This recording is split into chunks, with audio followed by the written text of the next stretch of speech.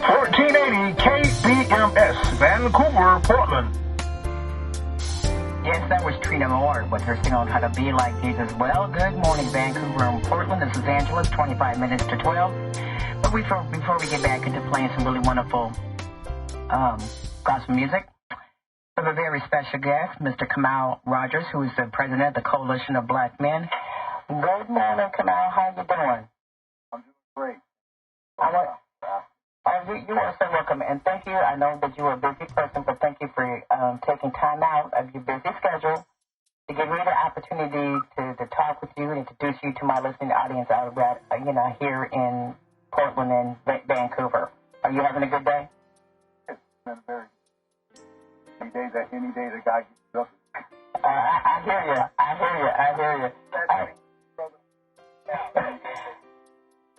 That is very true. Tell us, my listening audience out here, when and how were you able to form the Coalition of Black Men? Actually, the Coalition started in 1980, and it started as a response to gang violence and just some of the things that some of the older brothers were seeing in the neighborhood at the time. Mm-hmm. So a lot of people joined at that time to help march and to get involved in the neighborhood in relationships. So they started different programs within that. They did a lot of stuff dealing with the city and the police department in particular. And so it's evolved over that time into different areas as well. So now we do mentoring in the schools to the young men. Was one of the things that was looked at, that how do we reach them earlier so that we can somewhat circumvent the problem with violence and all the other things. Right. So we started a mentoring program, and that is now in Portland Public Schools, and we're looking to expand that in this next year coming up into some of the other school districts where, like out in Gresham, there's a lot of us out there. Right. So we're looking to expand out. There are different school districts, but we're looking to expand the program that can work for those students out there, those young men out there. We're actually working right now with groups like Play, Grow, Learn, which is out in Gresham, right. Black Community of Portland. Wow. And they actually have some programs themselves. So one of the things that we're trying to do is find the people who have boots on the ground and work with them, which is how we got started. Started working with each other and then building off of that. So that's really how our organization operates. How receptive have the kids and stuff been towards your organization? How receptive have a lot of them? Had up probably 50+ students at different schools we work at. Harry Tubman, we're at Harry Tubman now. We're at Oxford Green, and we're at John Jacob Astor. We've been at Wow. there's a couple other schools I'm trying to think of them now. Humboldt, we were there. Humboldt Elliott. The kids. One of the things that we did was we developed a program called what we call Dream Bigger, and it's based off of a vision board. So we try to help young people figure out, even as for early as 6th grade, what they want to be. And then with the vision board, we try to show them how they can get there. It has a lot to do with visioning yourself, being an adult, being in college, being in high school. Right. So on the vision board, we show them that path and how that path takes, even to where some of them what kind of family they want to have, how many kids they want to have. So when you start working with young people for them to see that vision, then we bring speakers in who are in the areas that they want to be in. So if they want to be an athlete, we bring in an athlete, but also we bring in one that didn't necessarily make it and explains that process, what you have to do once that career is ended by an injury or something like that, how you do. So we don't try to tell people what to do. We basically try to show them the options that if they do want to do this is what it's going to take for you to get there in terms of grades, type of stuff you need to do. So they've been pretty receptive, and we've had good response. We're just now starting to do the detailed study. My background's in Silicon Valley, so I've worked 40 years in tech. So one of the things that we're building now is the ability to track our students in a computer system way, so that we can constantly keep up with them. So that once they leave the PPS environment, Right. Still keep in touch with them and still help them, still guide them. And now even our skills are even better because we have a bunch of professionals that can help them in whatever career they've chosen and then move them forward in that. Oh, wait. What kind of position do you guys, does the Coalition of Black Men have in regards to the I-5 Rose Quarter construction project that's going to be, breaking probably next year and stuff like that? Yeah, no, so it's always been our mission, and we work with Raimore Construction and D'Angelo and Jeff. James Posey has been instrumental in guiding us, and he was one of the first people to start a black bucket consortium in relationship. So what our view is on this is that once Raimore got awarded that job, which was groundbreaking, that had never happened. Right. So it's our view that we need to take advantage of that contract and those jobs, and because it's going to take time to get some of the young people that we want in those jobs to be skilled and trained, so that once the project starts, they can actually take that work. And that was one of the reasons in giving Jeff that contract, for him to be the key focal point to bring in minority workers. And his company's already done that. Wow. And now with this contract, he will be able to do that with a lot of kids that are coming out of school. Not everybody's going to go to college. Right. So trades are very things to do. Right. And so, and you can make a lot of money. So as long as that's something that fits that person. So we're now starting to work with different, or like I said, Play, Grow, Learn, some of these other organizations, so that we can find the kids who do like hands-on work, who do see themselves in a construction industry, and then help them get those skills so they can take advantage of that. Because you're right, this is coming up, and this is something that's happening rapidly. This is going to be a long-term project, but unless you're ready to go at the start of the project, you will be left behind. So we're trying to meet the needs of the project as it starts, so we can get these people trained, and they can move into these roles, and then we can move other people in as well. Have you and your organization come across young men or even young women who are seriously thinking about going this route of doing construction? We have run into them, yeah, and this goes back to our network. I've worked with Donald Dixon at Boys to Men up at Jeff. So a lot of those young men, he even has a program where he actually finds students who are interested in the trades and already at their freshman year puts them with mentors, people who have worked in the trade, so that they can give them that additional guidance as they're going through school, so that they can even get into training programs that are available to them while they're in high school. It's our we don't have to do everything, but the people who are doing that, it's our job to work with them and see how we can assist them in what they're trying to do. So definitely there are people that are young people that are interested, and we're doing everything we can to find them. Another avenue of that is we'll be starting to put out advertisements on Facebook, Black CBS. There's almost 15,000 people on that, and they all have connections. Most of them, I should say, have connections with Portland. They live here, they used to, they have relatives here. So if we use the technology that's available to us, we can make that connection with those people. So there are those people out there, and it's good to meet them face to face. But sometimes it's going to be through Facebook. Sometimes it's going to be through Instagram, and we have to be ready and building that environment. That's why we're doing our website now, so that and bringing in a social media person to help us better to be able to reach. Because it's about the young. I hear you. It's not about me. I'm old.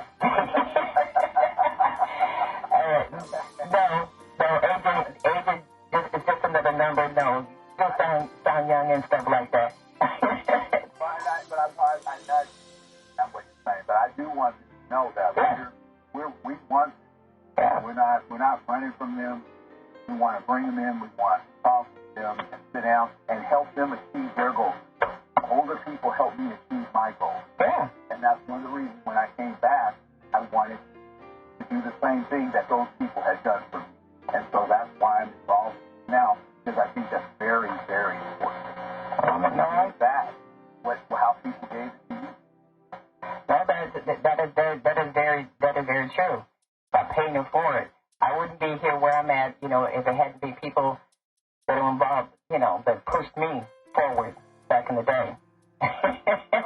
So, and for me, I started broadcast over George Hayes, Ron Webb. When I was at Channel, if it wasn't Ron Webb, he's passed on now. But if it wasn't for Ron Webb, I would last that job. Yeah.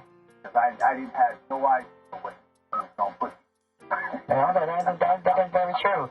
That is very, or, I have to kind of give it to my parents and stuff, whatever, giving me the stamina, to push forward and go for what you want and everything like that. So that's kind of like, I'm happy, for what they did to me.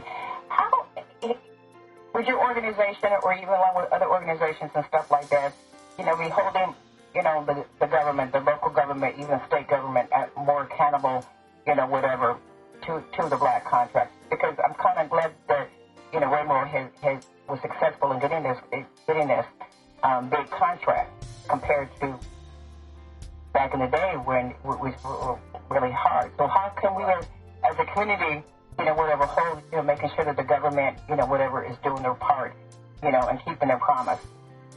Well, I think that we still need people out. I know that we still need people on the outside doing their part. Right. Mark saying stuff. I feel that now Finance Trust, they have a purpose, and we still have to support them. We all may have issues how we want to get where we're going, but we still have to figure out how to work together so that we can stay together and move forward. Because it won't do anything any good if it's only one or two people trying to get someplace. And so in our role, I think it's very important for us to build that relationship and then keep our on the fire of public assistance. Right. So we had with not necessarily on I-5 with the mayor, but we had meetings with him about job development.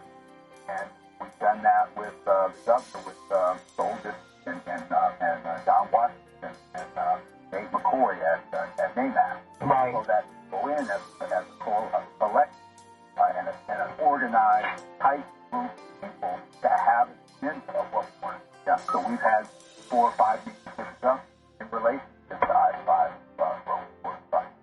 So I think it's really about bringing our collectiveness to bear on the issue, and then deciding how we want to implement a strategy to get that done.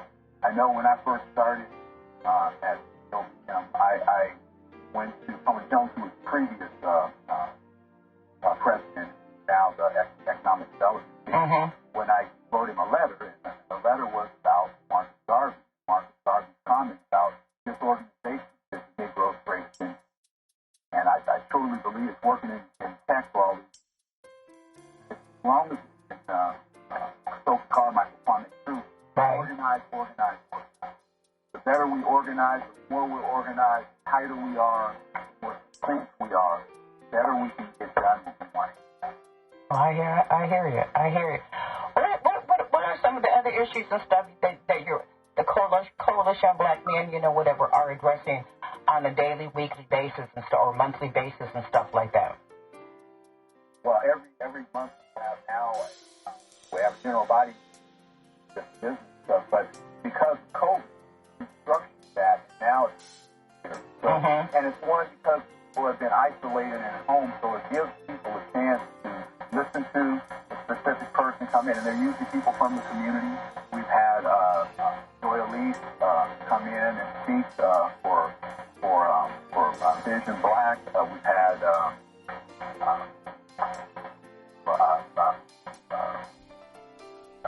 DJ Robbins come in from Black Male Achievement this last month.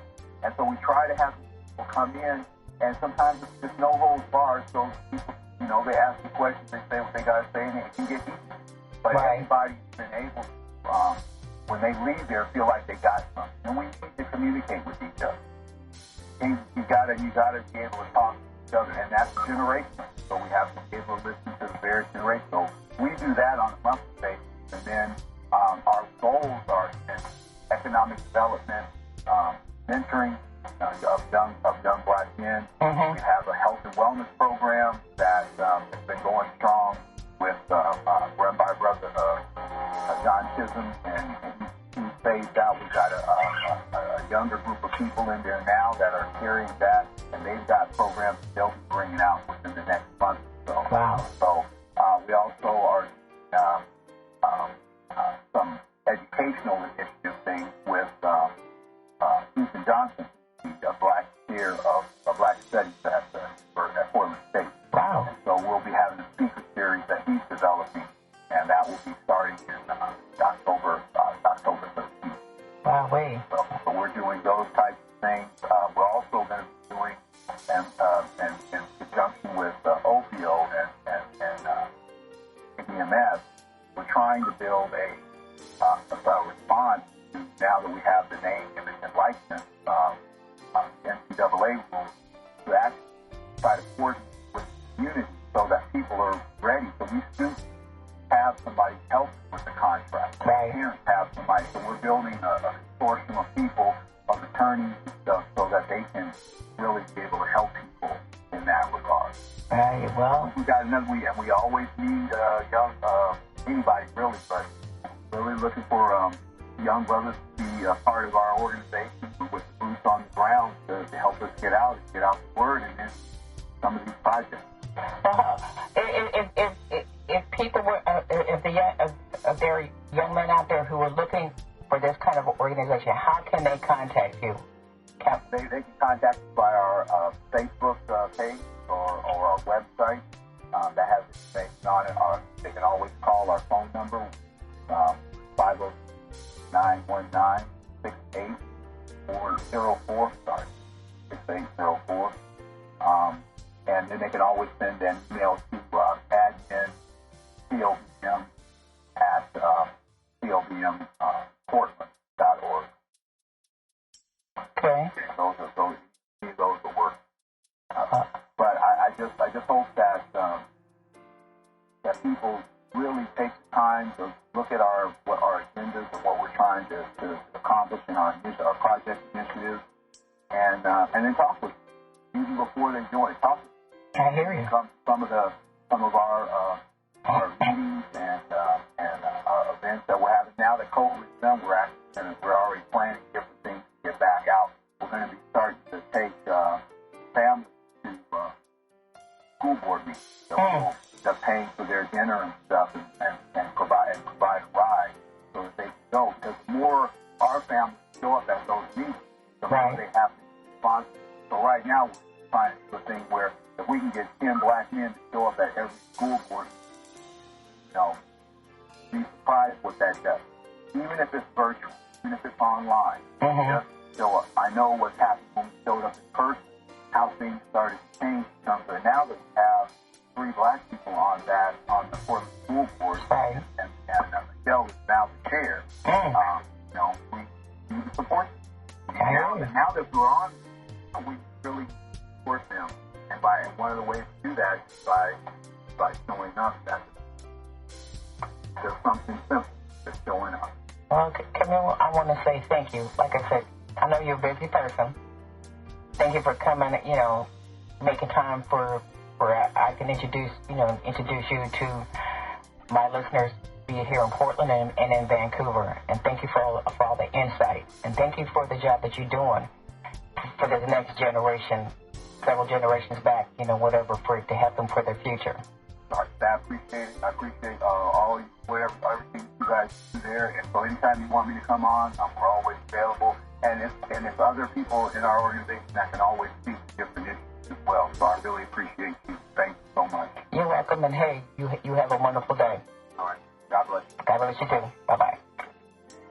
Mr. Kamau Rogers, he's the president of the Coalition of Black Men, and a very insightful interview. Wow, we're going to take it to the end of this half hour. You're going to hear from Holy Boy again with the single entitled Just Wanna Stop. 1380 KBMS, Vancouver, Portland.